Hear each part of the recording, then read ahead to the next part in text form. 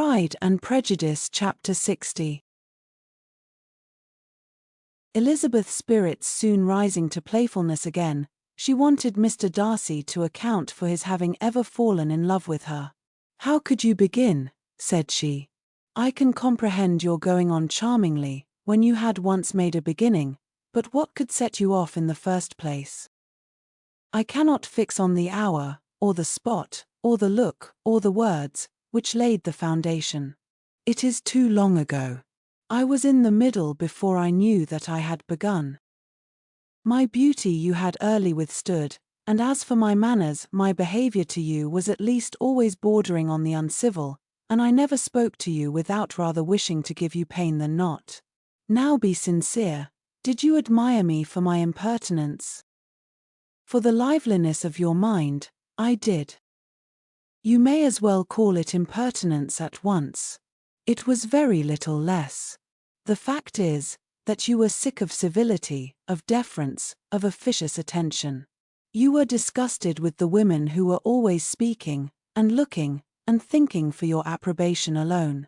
I roused, and interested you, because I was so unlike them. Had you not been really amiable, you would have hated me for it, but in spite of the pains you took to disguise yourself, your feelings were always noble and just, and in your heart, you thoroughly despised the persons who so assiduously courted you. There I have saved you the trouble of accounting for it, and really, all things considered, I begin to think it perfectly reasonable. To be sure, you knew no actual good of me, but nobody thinks of that when they fall in love. Was there no good in your affectionate behavior to Jane while she was ill at Netherfield? Dearest Jane, who could have done less for her? But make a virtue of it by all means. My good qualities are under your protection, and you are to exaggerate them as much as possible, and, in return, it belongs to me to find occasions for teasing and quarreling with you as often as may be, and I shall begin directly by asking you what made you so unwilling to come to the point at last. What made you so shy of me, when you first called, and afterwards dined here? Why, especially, when you called, did you look as if you did not care about me? Because you were grave and silent, and gave me no encouragement. But I was embarrassed. And so was I. You might have talked to me more when you came to dinner. A man who had felt less, might. How unlucky that you should have a reasonable answer to give, and that I should be so reasonable as to admit it. But I wonder how long you would have gone on, if you had been left to yourself. I wonder when you would have spoken, if I had not asked you. My resolution of thanking you for your kindness to Lydia had certainly great effect. Too much, I am afraid, for what becomes of the moral, if our comfort springs from a breach of promise? For I ought not to have mentioned the subject. This will never do. You need not distress yourself. The moral will be perfectly fair. Lady Catherine's unjustifiable endeavours to separate us were the means of removing all my doubts. I am not indebted for my present happiness to your eager desire of expressing your gratitude. I was not in a humour to wait for any opening of yours. My aunt's intelligence had given me hope, and I was determined at once to know everything. Lady Catherine has been of infinite use, which ought to make her happy, for she loves to be of use. But tell me, what did you come down to Netherfield for? Was it merely to ride to Longbourn and be embarrassed? Or had you intended any more serious consequence? My real purpose was to see you, and to judge, if I could, whether I might ever hope to make you love me. My avowed one, or what I avowed to myself, was to see whether your sister were still partial to Bingley, and if she were, to make the confession to him which I have since made. Shall you ever have courage to announce to Lady Catherine what is to befall her? I am more likely to want more time than courage, Elizabeth. But it ought to done, and if you will give me a sheet of paper, it shall be done directly. And if I had not a letter to write myself, I might sit by you and admire the evenness of your writing, as another young lady once did. But I have an aunt, too, who must not be longer neglected. From an unwillingness to confess how much her intimacy with Mr. Darcy had been overrated, Elizabeth had never yet answered Mrs. Gardiner's long letter, but now, having that to communicate which she knew would be most welcome, she was almost ashamed to find that her uncle and aunt had already lost 3 days of happiness, and immediately wrote as follows.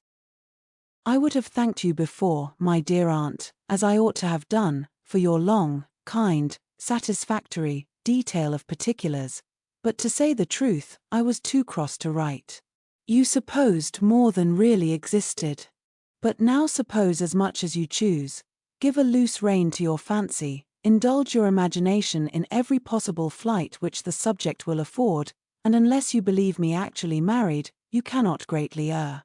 You must write again very soon, and praise him a great deal more than you did in your last. I thank you, again and again, for not going to the Lakes. How could I be so silly as to wish it? Your idea of the ponies is delightful. We will go round the park every day. I am the happiest creature in the world. Perhaps other people have said so before, but not one with such justice. I am happier even than Jane, she only smiles, I laugh. Mr. Darcy sends you all the love in the world that he can spare from me. You are all to come to Pemberley at Christmas. Yours, etc. Mr. Darcy's letter to Lady Catherine was in a different style, and still different from either was what Mr. Bennet sent to Mr. Collins, in reply to his last. Dear Sir, I must trouble you once more for congratulations. Elizabeth will soon be the wife of Mr. Darcy. Console Lady Catherine as well as you can. But, if I were you, I would stand by the nephew. He has more to give. Yours sincerely, etc. Miss Bingley's congratulations to her brother, on his approaching marriage, were all that was affectionate and insincere. She wrote even to Jane on the occasion, to express her delight, and repeat all her former professions of regard. Jane was not deceived, but she was affected, and though feeling no reliance on her, could not help writing her a much kinder answer than she knew was deserved. The joy which Miss Darcy expressed on receiving similar information was as sincere as her brother's in sending it. 4 sides of paper were insufficient to contain all her delight, and all her earnest desire of being loved by her sister. Before any answer could arrive from Mr. Collins, or any congratulations to Elizabeth from his wife, the long-bound family heard that the Collinses were come themselves to Lucas Lodge. The reason of this sudden removal was soon evident. Lady Catherine had been rendered so exceedingly angry by the contents of her nephew's letter, that Charlotte, really rejoicing in the match, was anxious to get away till the storm was blown over.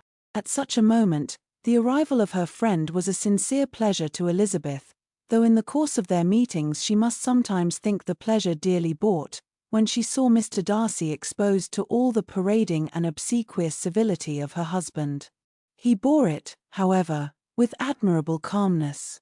He could even listen to Sir William Lucas, when he complimented him on carrying away the brightest jewel of the country, and expressed his hopes of their all meeting frequently at St. James's, with very decent composure. If he did shrug his shoulders, it was not till Sir William was out of sight. Mrs. Phillips's vulgarity was another, and perhaps a greater, tax on his forbearance, and though Mrs. Phillips, as well as her sister, stood in too much awe of him to speak with the familiarity which Bingley's good humour encouraged, yet, whenever she did speak, she must be vulgar. Nor was her respect for him, though it made her more quiet, at all likely to make her more elegant. Elizabeth did all she could to shield him from the frequent notice of either, and was ever anxious to keep him to herself, and to those of her family with whom he might converse without mortification, and though the uncomfortable feelings arising from all this took from the season of courtship much of its pleasure, it added to the hope of the future, and she looked forward with delight to the time when they should be removed from society so little pleasing to either, to all the comfort and elegance of their family party at Pemberley.